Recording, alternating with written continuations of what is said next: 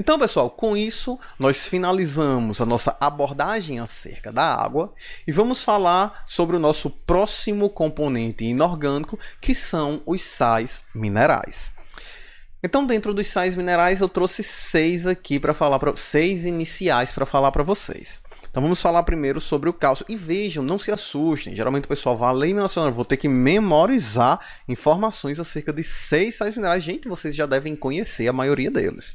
Por exemplo, cálcio. Para que vai servir? Quando eu falo em cálcio, todo mundo pensa logo na formação dos ossos. Pois é isso mesmo. Eu trouxe dentro do cálcio 2 atividades. Primeiro, e outra coisa, antes de iniciarmos, essa formazinha que eu coloquei aqui já são os tipos de íons, a forma iônica absorvida pelo nosso corpo, certo? Aqui já são a forma iônica utilizada. Qualquer outra variação iônica, nosso corpo não vai utilizar, não vai empregar. Então, cálcio, Ca+2, ele irá atuar primeiro na formação do coágulo, na coagulação sanguínea. Você se cortou, tá com a pereba, precisa fechar a pereba, a ferida, certo? Você precisa de cálcio para que isso possa acontecer. Se não tiver cálcio, não vai acontecer a coagulação. Ok, pessoal? Então, o cálcio é de extrema necessidade para ativar proteínas que formarão o coágulo, a casquinha da ferida. Não tiver, não forma. Se você tiver problemas de cálcio, também sofrerá de problemas de coagulação. E o segundo aspecto, já muito bem conhecido, é a formação dos nossos ossos. Ok? Esse é bem conhecido. Os ossos, na verdade, eles surgem inicialmente, evolutivamente falando, como um depositor de sais. Essa seria sua função principal, sua função primordial. E depois acabam que evoluem para se tornar também estruturas de sustentação, uma vez que a musculatura fixa-se nos ossos. Certo? Então, os ossos... enxerguem os ossos não apenas como uma estrutura de sustentação, mas como um depósito de sais minerais. Quanto se faltar cálcio na sua alimentação, né? Principalmente cálcio em formas absorvíveis, ok? Você vai desenvolver a osteoporose. E meninas, mulheres, toma cuidado. As mulheres já desenvolvem osteoporose em uma proporção muito superior aos homens. Então toma cuidado com isso aí.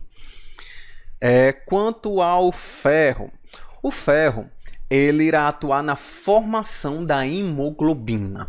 A hemoglobina é uma proteína que está dentro do glóbulo vermelho, que é a hemácia ou eritrócito.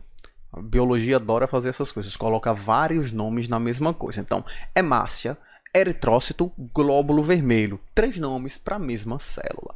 Então, a hemácia, ela tem a função de transportar oxigênio, mas a hemácia, ela só transporta oxigênio porque dentro dela eu possuo a hemoglobina, glóbulo vermelho, ok? A proteína que dá a cor ao glóbulo vermelho. E essa hemoglobina, olha aí, tá aqui o glóbulo vermelho, dentro dele a hemoglobina. Essa é a proteína que vai se ligar no oxigênio. E ela só consegue se ligar no oxigênio porque cada um dessas hemoglobinas apresenta 4 átomos de ferro. Então veja que interessante. Função do glóbulo vermelho, transportar oxigênio. Como ele realiza o transporte de oxigênio? Porque dentro do glóbulo vermelho, dentro da hemácia, eu tenho uma proteína que é a hemoglobina. Na proteína hemoglobina eu tenho 4 átomos de ferro. E é aqui que o oxigênio se liga. O oxigênio vem e se liga no átomo de ferro presente nessa proteína. Se faltar ferro, vai desenvolver a anemia ferroprívia, ou seja, privação de ferro leva a uma redução no número de glóbulos vermelhos, no número de hemácias. Isso porque não tem ferro para fazer a hemoglobina. Sem hemoglobina não forma glóbulo vermelho. Então veja bem, se você pegar um exame de sangue, olha para o seu exame de sangue e o hematócrito traz que o número de glóbulos vermelhos está abaixo do normal, você está com anemia. E aí vem um dos possíveis motivos, é a falta de ferro. Existem diversos tipos de anemia. A ferropriva é talvez a mais comum. Ainda que temos por falta de vitamina B12, né? Que é a anemia perniciosa, que também está ficando bem comum no Brasil, infelizmente. Bom, pessoal, quanto ao fósforo. O fósforo ele entra na constituição do DNA e da molécula de RNA. O fósforo é interessante, ele está presente num grupo gigantesco de alimentos. É praticamente impossível que você sofra de falta de fósforo.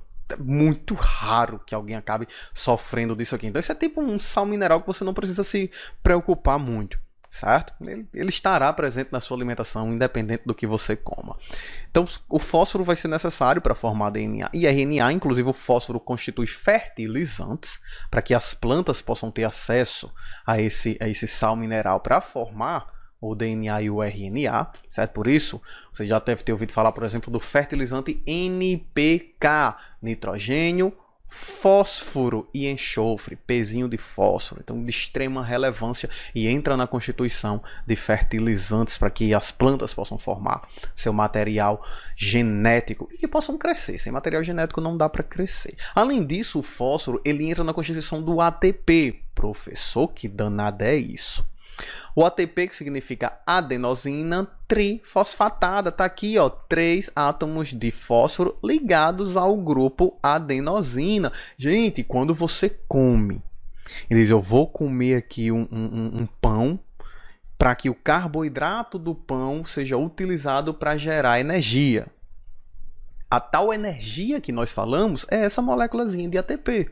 Então, a energia dos seres vivos é a molécula de ATP. Eu poderia muito bem ter tirado o nome ATP aqui e colocado energia, ou seja, sem fósforo não há energia, não há ATP, ou seja, gente, a forma energética dos seres vivos é representada por essa molécula química aqui, isso é energia química.